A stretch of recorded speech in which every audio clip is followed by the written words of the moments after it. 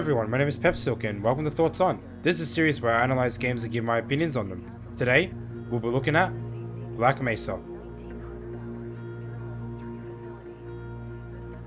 Black Mesa is a game that I happened to stumble across from the Half-Life store page, seeing it in the More Like This section. Seeing as the Half-Life games are currently free until the release day of Half-Life Alyx, the VR game, I figured instead of playing the original Half-Life, I'll play the remake instead, seeing that it has been made on the source engine and bits have been changed to make it feel more modern. It is also my first time diving into the Half-Life series, and after finishing the game, I was astonished by how much polish and effort developers Crowbar Collective put into the game. It's absolutely amazing, from the human levels all the way to the planet Zen. What do I think of the game as a whole? Let's find out, shall we? They're waiting for you, Gordon. In the test chamber. Black Mesa was originally released as a standalone Half-Life 2 mod on September 14, 2012, before being released as a standalone game through Steam Early Access on May 5, 2015. It's about to reach its final release time, which is sometime within the next month or so. To believe that they've been working on the game for about a decade now is just insane. The Zen levels just released some time ago as well, and also includes workshop mods and classic multiplayer, which is nice. The campaign is supposed to be a bit longer as well, going from roughly 10 to 15 hours from its original, which is around 8 to 10 hours.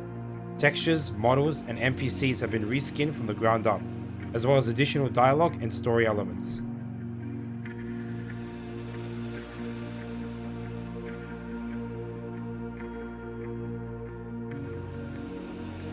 You play as Gordon Freeman, a theoretical physicist who works at the Black Mesa Research Facility in New Mexico. He is tasked with placing a sample of a strange material into an electromagnetic instrument, which goes completely wrong. The sample causes a resonance cascade, destroying the facility and creating an interdimensional rift between Earth and the planet Zen.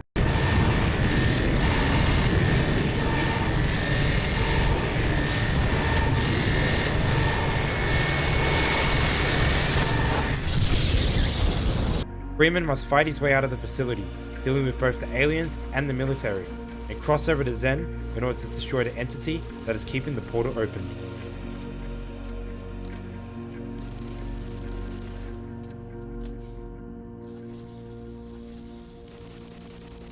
There are 19 chapters overall, 14 on Earth and 5 on Zen. Each level has its own setting and environments. Black Mesa's Earth levels are paced perfectly from start to finish. It starts out as a survival horror game, as you have nothing to fend against the monsters that you see.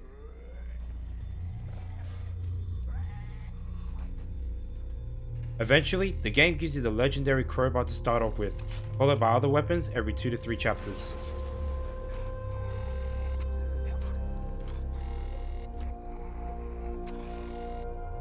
If there is anything that Half-Life helped pioneer games as a whole, it's the cutscenes and set pieces that happen throughout the game. In terms of cutscenes, the scientists and guards will talk to you, while allowing yourself to move around while the dialogue is in play, unlike modern games where it's in movie form, letting you take the world and story in. These readings have given us reason to suspect that there is an immense portal over there, created and maintained by the intense concentration of a single powerful being.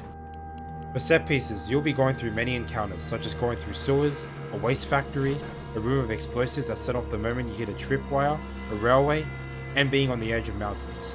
Combat and platforming sequences are placed well, with combat being the bread and platforming being the butter, so to speak. The combat puts you into situations where you have to fight the military or aliens, and the platforming acts as a way of breaking up the action, while also keeping the game fresh and gamer in a good mindset, instead of just mindlessly shooting things for the entire game. As Gordon becomes a force to be reckoned with, so do your enemies. That's the way I see it when they go for this kind of progression, as you meet newer and tougher looking aliens. They even have the fucking Black Ops on this game. Now when you get to the Zen levels, these are really good for the most part, and feel much improved from the original Zen levels, which were an absolute clusterfuck. Just before you enter Zen, they introduce a mechanic at the end of one of the chapters called long jumping. It's nothing new, as it was in the original game too, but it's basically a double jump that can get you from point A to point B. It's a bit hard to control at first, but once you get the hang of it, it's like clockwork. The problem I have with the Zen levels is its longevity. Each chapter goes for roughly 45 minutes to an hour, depending on whether you're exploring or just going straight through it, and compared to the human levels, which go on for at least 20 to 30 minutes each, it's a bit of a bummer. One of the chapters, Interloper, has these platforming sections where you navigate through a connection of box platforms, taking out hearts, jumping over shields, and avoiding getting taken out by the red shields. This part alone took me at least 45 minutes, and that was on top of the other bits that were there, which took me another 45 minutes as well. Look, I don't want to make it seem like it's a bad thing, because it really isn't, as lore and planet is expanded upon, but making segments like this a little shorter could have made the pacing feel inclined with the other levels.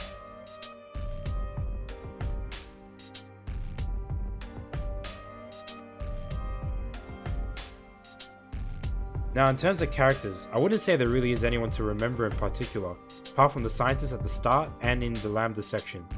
For me, the memorable characters are the enemies. Let me explain to you each enemy in Black Mesa.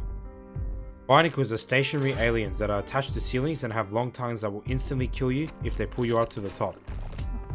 Head crabs are pieces of shit that lunge toward you by performing a high jump to try and attach to your head, hence the name. Notice how I'm getting annoyed by saying the word head crab? Zombies are scientists who have fallen victim to the head crabs and slow walk toward you, using their hands to smack you. Vortigons charge up their green lasers and shoot at your current position. Hound Eyes have the weirdest looking heads I've ever seen in a sci-fi game and has an attack that unleashes a wave of energy after slowly winding. Bull squids spit out acid with pretty good accuracy, even from a distance. I'll just show this and leave it here.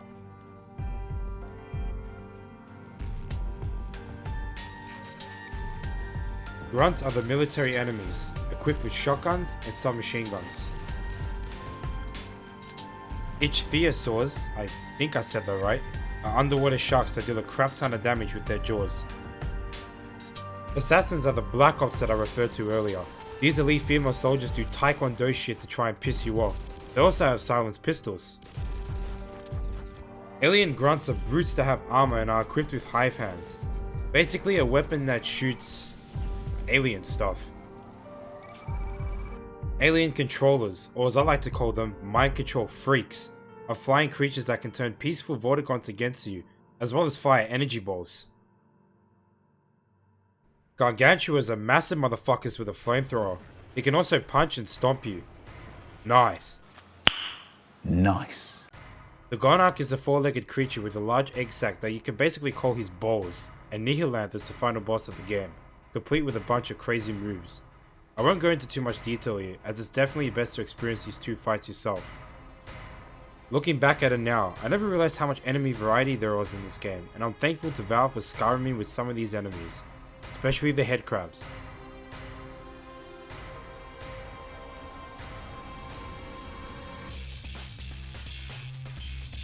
As stated before, gameplay comprises of combat and platforming.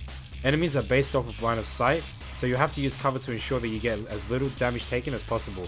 The HEV, or Hazardous Environment Suit, is a suit which Gordon wears to survive through the many dangers that Black Mesa has, whether it be gunshots, radiation, or hornets from a hive mind. To put it in basic format, it acts as armor on top of your health as well. Health can be refilled at health stations, and suit power can be recharged at HEV power stations, found throughout the game. I found the combat to be a bit inconsistent at times, as there'll be scenarios where the grunts will have barely any aim, and then at other points they'll just be absolute lasers, even if I'm in cover or running around trying to get to another cover. Aliens I didn't have any problems with, though I was pretty annoyed with some platforming bits.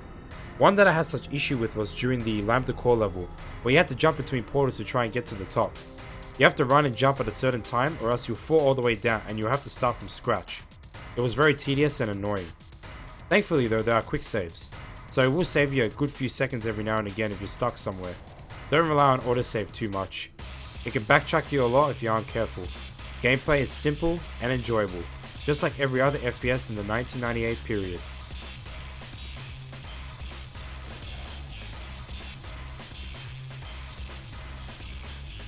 Now for weapons, you have your usual pistols, submachine gun, shotgun, rocket launcher, crossbow, grenades and satchel charges. Then you got the fancy weapons.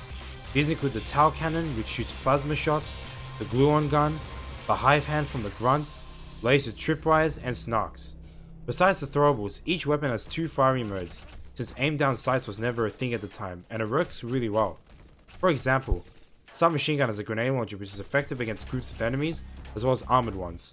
My favourite weapon is definitely the gluon gun, as it pretty much disintegrates aliens in the blink of an eye. I normally don't use throwables that much, apart from the grenades, but they definitely have their uses in certain situations.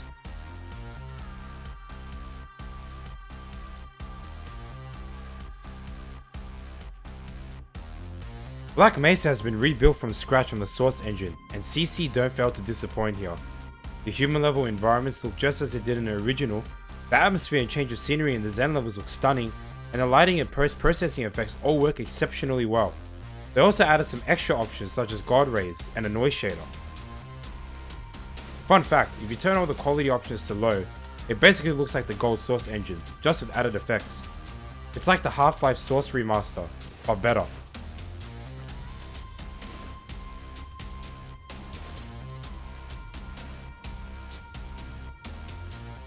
The music was composed and produced by Joel Nielsen, aiming to be as close to the original as possible, making some changes between some of the old tracks. The soundtrack is really good, and songs will play when you do certain actions, whether you obtain a new weapon, encounter a new hostile, or you're in an intense set piece. Each song has suspense, and gives Half-Life a darker and scary setting compared to the original from 20 years ago. Just listen to this song, Ascension.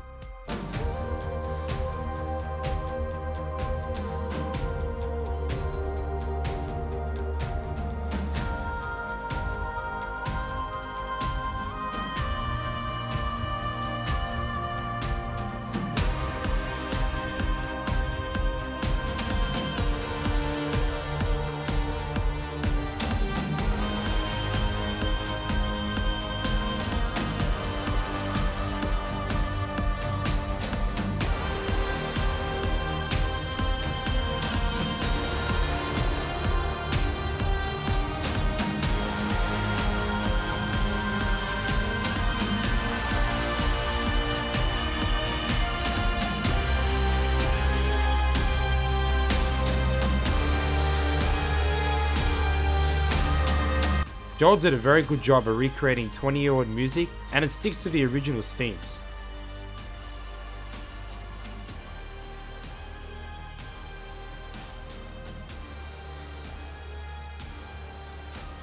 Performance-wise, I didn't have any problems through the human levels, as it is a source game after all.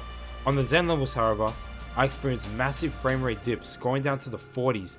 It suffered 5 crashes on one part of the interloper level. I had to change all of my texture settings to low just so I could get through the level without it crashing.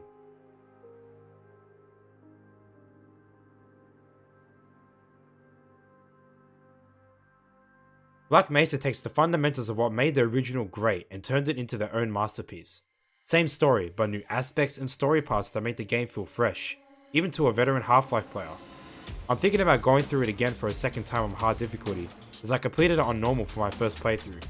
The gameplay is still there, the set pieces are great, and the interesting story will keep you hooked and interested for the entire playthrough. I'm glad that I got into this series, and I can't wait to start up Half-Life 2. Well, that's it for the video guys, thank you all for watching. If you enjoyed, like the video, if I missed anything, comment below, subscribe for more, and I'll have more coming to you soon. Peace.